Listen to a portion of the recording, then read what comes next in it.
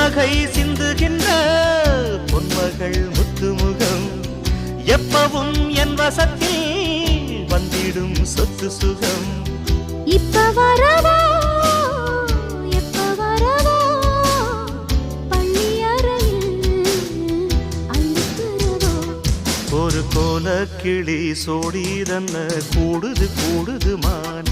அது திக்கும் கண்டு திசையும் கண்டு வந்தது வந்தது தானே.